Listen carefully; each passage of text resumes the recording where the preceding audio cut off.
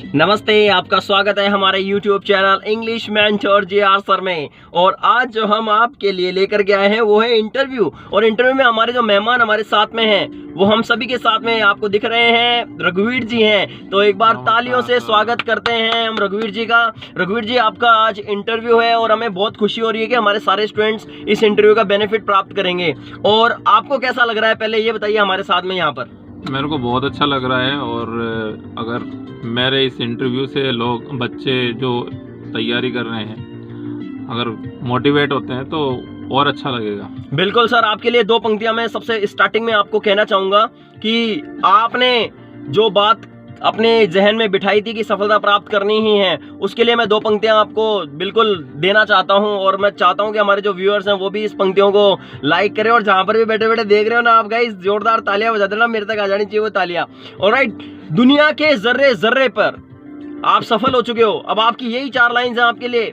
दुनिया के जर्रे जर्रे पर मेरे निशान अभी बाकी हैं। दुनिया के जर्रे जर्रे पर मेरे निशान अभी बाकी हैं। अभी तो जीती है मैंने ये धरती, अभी तो पूरा आसमान बाकी है। तो एक बार बहुत ही वार्म और कॉर्डियली वेलकम करते हैं हम रघुवीर जी सर का हमारे इस YouTube चैनल पर। और सर, आपने जो ऊंचाइयां प्राप्त की है ना, कसम से, क्योंकि मैं आपको बहुत ही करीब से जानता हूं, जितना करीब से मैं अपने आप को जानता हूं उतना करीब से आपको भी जानता हूं। आपने इतनी शानदार सफलता प्राप्त की है ना कि रियली गॉड ब्लेस यू यार, रियली आपने बहुत शानदार काम किया है। और आज हम आपका जो इंटरव्यू ले रहे हैं तो ये मेरी पर्सनल खुशी है कि मैं आपको यहाँ पर इंटरव्यू लेने के लिए बुला पाया हूँ। और थैंक्स अ लॉट कि आप आए भी हो समय निकाल करके। तो आपसे सबसे पहला सवाल मेरा ये रहेगा सर कि अभी आप किस पद पर कार्य कर रहे हैं, हमारे व्यूअर्स को बता दीजिए प्लीज। जी, मैं सामाजिक न्याय एवं अधिकारिता विभाग में कनिष्ठ सहायक के पद पर कार्यरत हूँ। अच्छा सर, और ये बताइए सर, ये आपकी कौन सी जॉब है?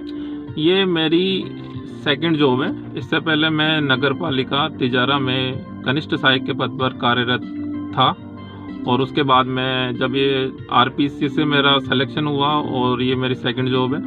बहुत बहुत बधाइयाँ सर, आपको दो जॉब आपने प्राप्त की हैं सर। जी धन्यवाद। हाँ, तो सर आप पहली ज्वाइनिंग आपकी किस तारीख को थी सर? पहली ज्वाइनिंग मेरी 27 सितंबर 2017 को थी पहली ज्वाइनिंग। अच्छा, हाँ, जो तिजारा में हुई थी मेरी 2017 यानी अभी 2 साल पहले, 2-2.5 साल पहले। हाँ सर, 2-2.5 साल पहले ही इनकी ज्वाइनिंग हुई है सर की।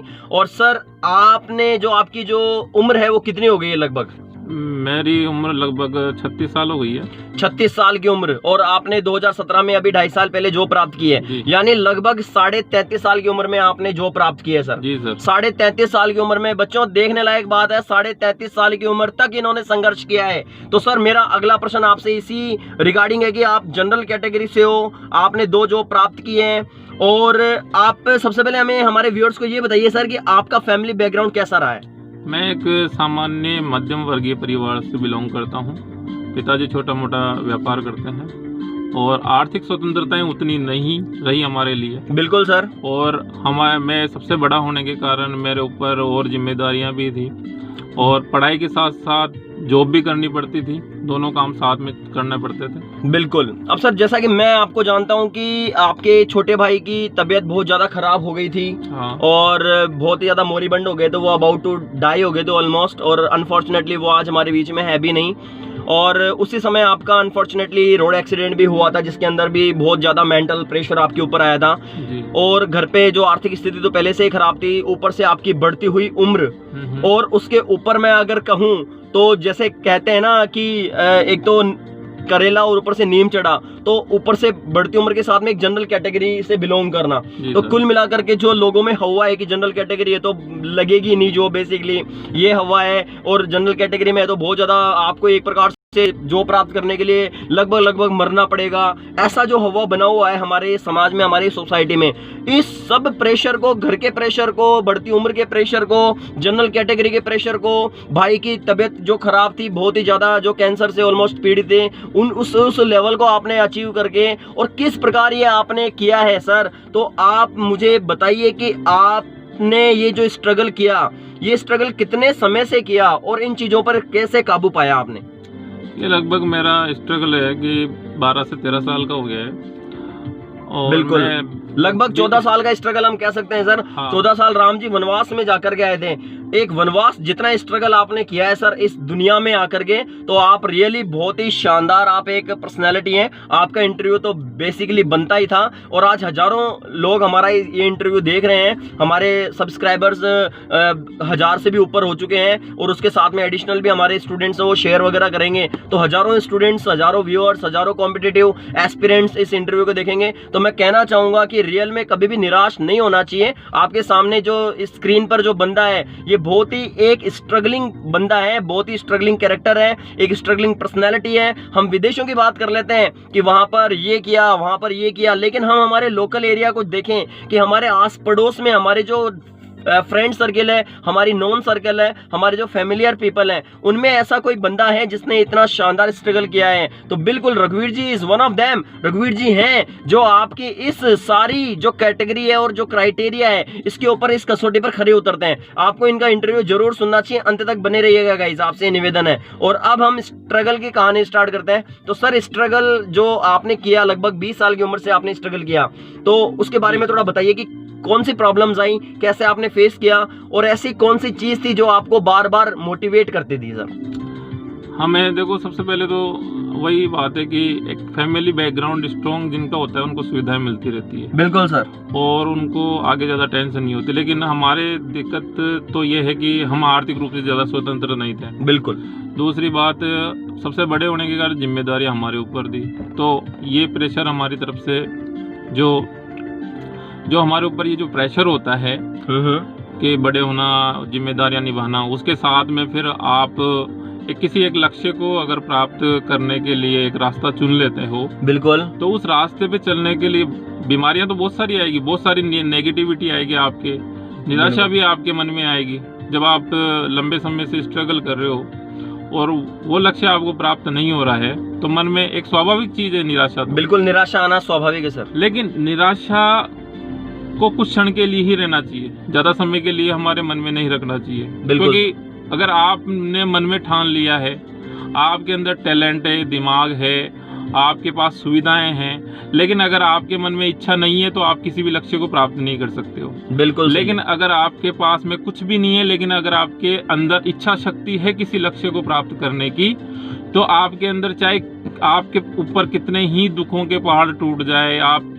ऊपर कितनी ही निराशा आ जाए, लेकिन अगर आप लक्ष्य को प्राप्त करना चाहते हो तो आप उसको प्राप्त करके ही रहते हो। बिल्कुल सही है सर। अच्छा सर, एक छोटा सा पर्सनल क्वेश्चन मैं आपसे पूछना चाहूंगा। हमारे समाज में और बेसिकली देखा ही जा रहा है कि अगर कोई बेरोजगार व्यक्ति है, एक तो कमजोर आर्थिक स्थिति का बेरोजगार व्यक्ति, तो सर शादी के अंदर भी प्रॉब्लम आती है, तो रिश्तेदार वगैरह भी, जैसे बढ़ती उम्र भी होती है, तो आपकी जब 32-33 साल की उम्र तक आपकी शादी तो क्योंकि जॉब लगने के बाद में हुई है, तो ये जो 32-33 उम्र की उम्र तक आपकी शादी नहीं हुई, रिश्तेदारों ने भी तंज कसे होंगे, रिश्तेदारों ने कुछ ना कुछ आपके ऊपर टिप्पणियां की होगी, सर उनको कैसे फेस किया आपने, इस चीज को कैसे फेस किया? बिल्कुल, मतलब जैसे कि वैसे तो 2008 में मेरा लगभग शादी का प्रोग्राम फिक्स कर दिया गया था, लेकिन मेरे मन में इच्छा थी कि मैं कुछ करके ही आगे सामाजिक जीवन के अंदर आगे बढ़ूं। बिल्कुल सर।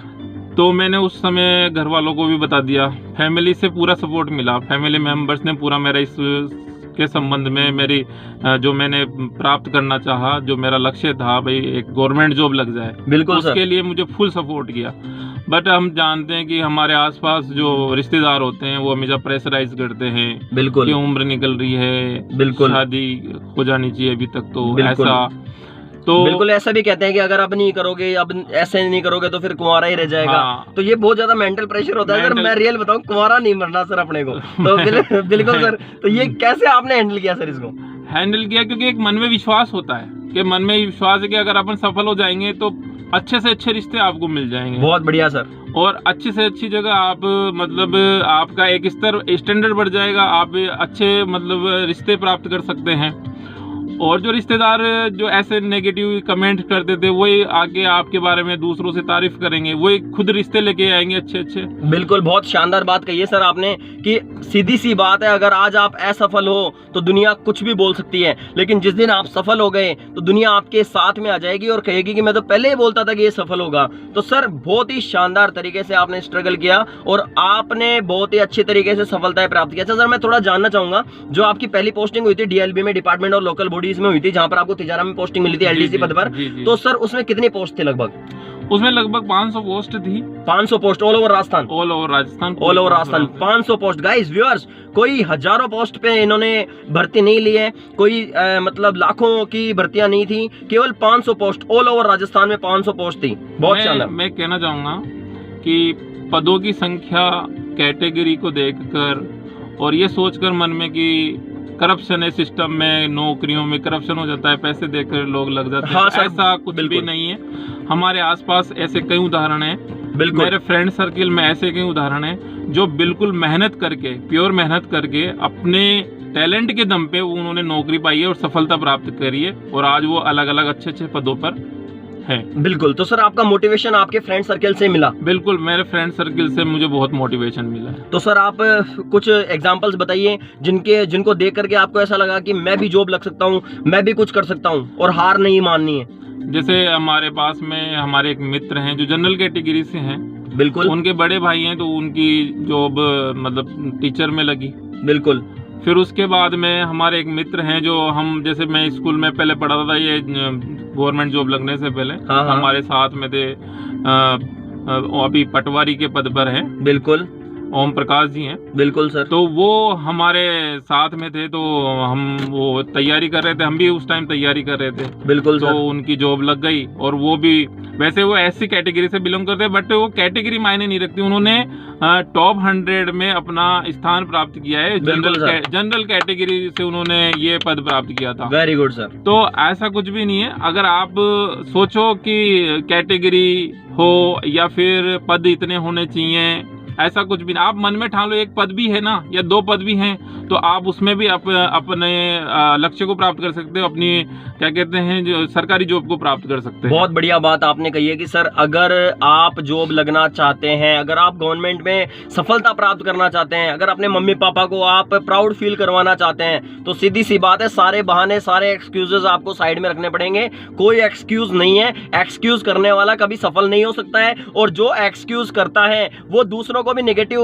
मैं कहूंगा, पावर देता है, नेगेटिव एनर्जी देता है। वो खुद भी पॉजिटिव नहीं है और आगे भी पॉजिटिव नहीं बनने देता है लोगों को। देखिए आज सीधी सी बात है कि हम बात करें रघुवीर जी सर की बात करें, there are so many examples, हम जिनको एक एक करके आपके सामने लेकर के आएंगे हमारे चैनल के थ्रू। हमारे चैनल का उद्देश्य आपको स्टडी करवाना भी है, आपका सिलेबस भी कंप्लीट करवाना है, और भी विषय हम, और भी इंग्लिश के अलावा और भी सब्जेक्ट्स हम देने का प्रयास कर रहे हैं। जल्दी वीडियोस आपके सामने आएंगे, साथ ही साथ हम वीकली मोटिवेशन वीडियो लेकर के आएंगे जो एकदम जीवंत एग्जाम्पल, हमारे आसपास के एग्जाम्पल्स होंगे जो हमें वास्तव में मोटिवेट करेंगे कि अगर सफलता प्राप्त करनी है तो केवल आपको अपना टारगेट सेट करना है और उसके पीछे लगे रहना है। जब तक आप उसको कंप्लीट नहीं करते हो तब तक सोना नहीं है आपको। जो परिस्थितियां होती है ना, वो इंसान को रोकने में थोड़ी सी ही हकदार होती है, बाकी अगर परिस्थितियों के कारण इंसान रुक रहा है तो वो खुद के कारण रुक रहा है। हम चाहे तो परिस्थितियों को बहुत ही अच्छे तरीके से हैंडल कर सकते हैं। कोई भी समस्या वास्तविक समस्या नहीं होती है।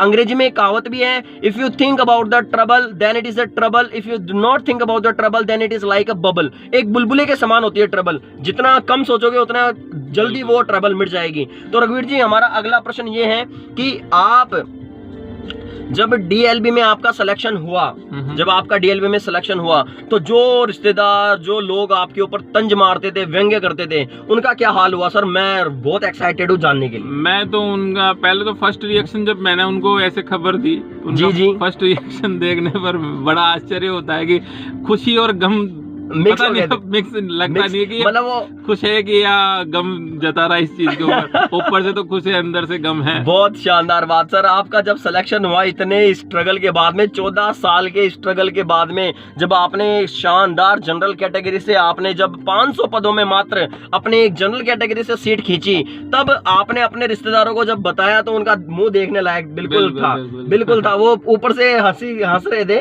लेकिन अंदर से उनके यूं था कि ये मरा क्यों नहीं, इसका एक्सीडेंट क्यों नहीं हो गया, ये जिस दिन एग्जाम देने गया था उस दिन ही इसका एक्सीडेंट क्यों, मतलब कई अंदर से नेगेटिव फीलिंग्स आती है। देखो अनफॉर्चुनेटली उस टाइम जब जूनियर अकाउंटेंट की तैयारी करती थी उस टाइम एक्सीडेंट भी हो गया था। हाँ बिल्कुल, वो मैं बिल्कुल बता चुका हूँ। और आप बिल्कुल हर प्रकार के मानसिक तनाव से आप निकल रहे हैं। बिल्कुल राइट बात है सर। देखिए बच्चों, व्यूअर्स, आपको मैं बताना चाहता हूँ, प्रेशर इंसान के ऊपर होना चाहिए, क्योंकि प्रेशर इंसान के ऊपर होता है ना तभी वो इंसान की क्वालिटी का पता लगता है। कुछ लोग प्रेशर पड़ने पर बिखर जाते हैं, तो बिखर जाते हैं वो तो खत्म हो गए। कुछ लोग प्रेशर पड़ने पर बिखर जाते हैं और कुछ लोग प्रेशर बनने पर निखर जाते हैं। जो लोग बिखर जाते हैं वो कुछ नहीं कर पाते हैं और जो लोग निखर जाते हैं वो शिखर तक जाते हैं। तो गाइस हमें प्रेशर लेना चाहिए, प्रेशर लो। सर रिश्तेदारों की तो हमने बिल्कुल बात कर ली है कि कुछ रिश्तेदार वास्तव में नाखुश होते हैं कि यार ये सफल क्यों हो गया, अभी हमारे बराबर का हो जाएगा, अब ये सफलता प्राप्त कर लिया है तो ये बहुत आगे तक जाएगा, हम इसको नीचा नहीं दिखा पाएंगे। मतलब कई प्रकार की आती है। हर रिश्तेदार एक जैसा नहीं होता है बेसिकली, लेकिन कुछ रिश्तेदार ऐसे होते हैं जेलस प्रवृत्ति के होते हैं। तो बस सीधी सी बात है, एक गाना भी है, यार जलने वालों को जलाएंगे आज हद से गुजर जाएंगे। तो बिल्कुल बहुत अच्छी बात है, आपने जलाया, उनको अच्छा लगा, मुझे बहुत अच्छा अंदर से अच्छा लग रहा है सर, रियल बता रहा हूँ। अच्छा सर दूसरी बात एक और है कि माता पिता की बात करते हैं। If there is God on the earth then only parents. तो जो भगवान हमारे माता पिता थे सर, जैसे ही उनको पता लगा कि रघुवीर जी की नौकरी लग गई है, मेरे बेटे की नौकरी लग गई है, मेरे लाल की नौकरी लग गई है, तो सर उनका क्या रिएक्शन था, वो रिएक्शन भी बताइए सर आप। जब मेरा नंबर आया फर्स्ट टाइम, मेरे को जैसे मैं चेक करने गया, मेरे पास मैसेज आया, मैसेज में चेक करने गया तो फिर मेरे को पता लगा मेरा डीएलबी में बिल्कुल सिलेक्शन हो गया। हाँ। तो मैंने जाते ही पहले मेरे पिताजी के पैर छुए, फिर उनको बताया तो उनकी आंखों में आंसू आ गए थे। क्या बात है सर, निशब्द हो गए, उन्होंने कोई एक शब्द नहीं बोला, लेकिन उनकी आंखों में आंसू आ गए थे। मेरे आज रोंगटे खड़े हो रहे हैं उस पल को याद करते हुए। बिल्कुल सर, बिल्कुल आंसुओं के ऊपर मैं एक दो लाइन बिल्कुल कहना चाहूंगा, आंसुओं के ऊपर बिल्कुल दो लाइन मैं कहना चाहूंगा। जो आंसू आपके माता पिता के आए थे कि बहुत ही, देखिए सर होता भी एक ऐसा गाना भी है, आंख भर आई है दिल घबराया है, आंख भर आई है दिल घबराया है, रघुवीर जी आज तो सफल हो के आया है, आंख भर आई है दिल घबराया है। माता पिता होते हैं वास्तव में उनकी आंखें भर आती हैं। ये खुशी के लिए हम मेहनत करें, हम यूं मेहनत ना करें कि हमें रुपए कमाने हैं, रुपए अपने आप आएंगे, लेकिन आप इस खुशी के लिए जो माता पिता हमें, जिन्होंने जन्म दिया है, जिन्होंने पाला पोसा है इस दुनिया में, इस डिफिकल्ट दुनिया में, किस प्रकार से उन्होंने अपने आंचल में हमें समेट के रखा है, उस माता पिता को हमने खुशी देनी है। तो हमें वास्तव में बहुत मेहनत करनी पड़ेगी और उन माता पिता को हमें खुश करना पड़ेगा। रघुवीर जी ने वो किया और आपने देखा उनका रिएक्शन कैसा था, लगभग आंखें भर आई उनकी। तो सर मतलब आप क्या कहना चाहेंगे हमारे युवा कॉम्पिटिटर एस्पिरेंट से, क्या कहना चाहेंगे? मैं सबसे ये कहना चाहूँगा कि आप अपने लक्ष्य को निर्धारित करें और बिल्कुल सर, उस लक्ष्य को निर्धारित करके और आप उसके प्रति पूरे निष्ठावान बन जाएं और उसको प्राप्त करने के लिए दिन रात जी जान से लग जाएं। आपके पास सुविधा है या नहीं है कोई मायने नहीं रखता, कोई मायने नहीं रखता है, आपकी मेहनत मायने रखती है। आप ऐसे मत सोचो कि वो सौभाग्यशाली है, हम दुर्भाग्यशाली है, नहीं, ऐसा कुछ भी नहीं होता है। अगर आप अगर कर्म करते हो ना, तो आप कर्म से भी अपने भाग्य की लकीर बना सकते हो। तो आप अपना कर्म अच्छे से करो। और मैं आपको एक उदाहरण देना चाहूँगा, अमेरिका के राष्ट्रपति थे अब्राहम लिंकन। बिल्कुल वो जीवन में कई बार आखिरी क्षणों तक वो असफल रहे, यहाँ तक कि वो एक मेयर का चुनाव लड़े थे। हाँ, मेयर का चुनाव लड़े थे, एक मेयर का चुनाव लड़े थे और इस मेयर के चुनाव के अंदर भी, मेयर के चुनाव में भी मेयर का चुनाव लड़े थे। तो मेयर के चुनाव के अंदर उन्होंने जब मेयर का चुनाव लड़ा तो वो चुनाव भी वो हार गए। एक मेयर का चुनाव लड़के अगर कोई व्यक्ति हार जाता है और उसके बाद भी उसके अंदर वो ये सोचता है, क्षमता रखता है कि मैं राष्ट्रपति पद के लिए अप्लाई करूं और मैं वहां पर जीतूं, तो बहुत बड़ी बात होती है, बहुत बड़ी बात होती है सर। और उनके पास बहुत ज्यादा सुविधाएं नहीं थी। बचपन में उन्होंने बहुत ज्यादा स्ट्रगल किया था। उन्होंने बचपन के अंदर उनके पास बुक्स नहीं होती थी पढ़ने के लिए, तो वो एक वकील के घर जाया करते थे, बिल्कुल सर। और उस वकील के घर जाया करते थे तो वो वकील उस वकील को बोलते थे कि मैं आपके घर पे कुछ काम कर दूंगा, इसके बदले में आप मुझे कुछ किताबें पढ़ने के लिए दे दें। बिल्कुल सर। तो वो काम करके उनसे किताबें उधार लेके आते थे, और वो किताब पता है कैसे पढ़ते थे? उनके पिताजी लोहारे का काम करते थे। बिल्कुल जो लोहार की जो मशीन होती है जिसमें जो कोयलों का जो आग जलती है, बिल्कुल उस सर। उजाले के अंदर वो किताबें पढ़ा करते थे। बिल्कुल। तो ऐसे व्यक्ति जो इतनी कम सुविधाओं के बाद भी इतने बड़े, जो एक आज सुपर पावर अमेरिका है उसके राष्ट्रपति के पद तक पहुंच गया, तो हमारे पास तो ऐसा इतना कुछ मतलब स्ट्रगल नहीं होगा, और हमारे पास गाइडेंस भी है। जैसे गिरिराज जी सर लगातार ऑनलाइन वीडियो बना के और बच्चों को सुविधाएं अवेलेबल करवा रहे हैं, तो इन सुविधाओं का ज़्यादा से ज़्यादा फायदा उठाया जाए। बिल्कुल आपको सर। किताबें उधार लेने की जरूरत नहीं पड़ रही है, बिल्कुल राइट है सर। आपको मैटर अवेलेबल है, आपको गाइडेंस करने वाले अवेलेबल है, तो आप उसका फुल फायदा उठाइए, पूरा फायदा उठाइए और अपने जी जान से लगे रहिए, आपको सफलताएं जरूर मिलेगी। बिल्कुल सर, बहुत ही शानदार आपने हौसला बढ़ाया हमारे युवाओं का। तो सर एक अंतिम प्रश्न आपके सामने मैं कहूंगा कि आज का जो समय है, क्या आपको लगता है कि आज भी मेहनत करने वालों के लिए गवर्नमेंट जॉब्स की कमी नहीं है? कोई कमी नहीं है, जो मेहनत करेगा वो पाएगा। बिल्कुल सही बात है। जो सपनों में सोचता रहेगा कि मैं गवर्नमेंट जॉब लग जाऊं, तो ये सपना ही बन के रह जाएगा।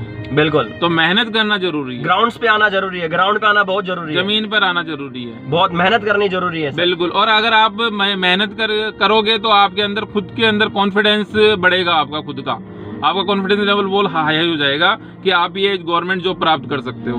बिल्कुल सर, बहुत बहुत धन्यवाद आपका हमारे इस इंटरव्यू में और बच्चों को मोटिवेट करने में। बच्चों दो ही बात मैं कहना चाहूंगा कि बहाने बनाना छोड़ना है हमें और मेहनत करनी है। देखिए मेहनत करेंगे तो हर चीज पॉसिबल है गाइस, और बिल्कुल बहुत ही मजा आएगा और हम जल्दी ही सारे सफलता प्राप्त करेंगे और हमें मम्मी पापा को बिल्कुल खुश करेंगे। तो थैंक्स अ लॉट रघुवीर जी, हमारे स्टूडियो में पधारने के लिए। Thanks a lot.